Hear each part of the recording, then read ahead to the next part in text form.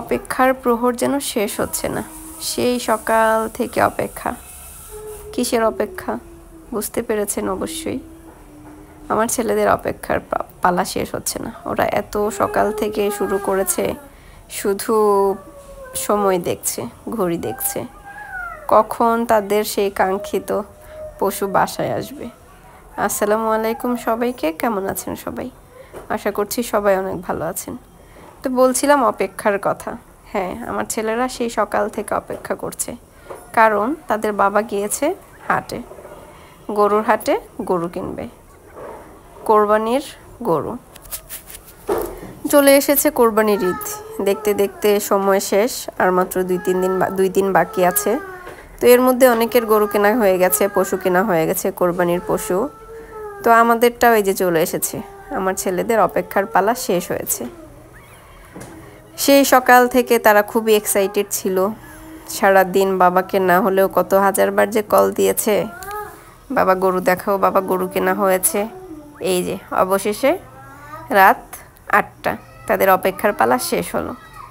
নিয়ে চলে এসেছে তাদের বাবা তাদের জন্য গরু। ছেলেদের আনন্দ, খুশি। কোরবানির ঈদ, আসলে কোরবানি মানে হচ্ছে আমাদের ত্যাগ। এটা এখনও ওরা বোঝে না, বুঝে উঠতে পারছে না। ওদের আসলে বয়সটাই এরকম, এখন আনন্দ করবে, বাসায় একটা পশু আসছে, ওইটার আনন্দে তারা বিভোর।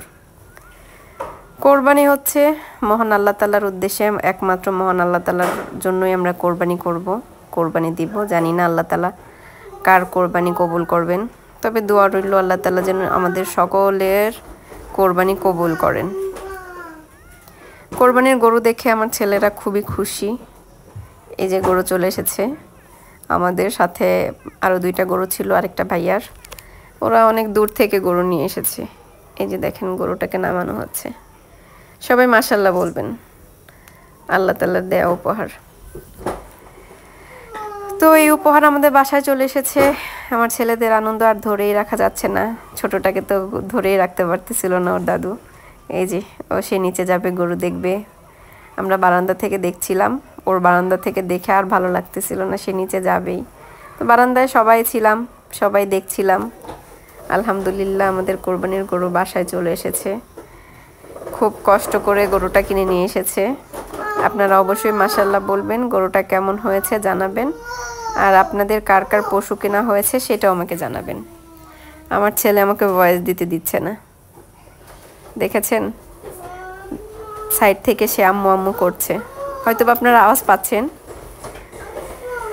তো কেমন লাগলো সবাই জানাবেন, আমাদের জন্য দোয়া করবেন, সবাই ভালো থাকবেন, আর নেক্সট ব্লগের জন্য অপেক্ষা করবেন। আল্লাহ হাফেজ।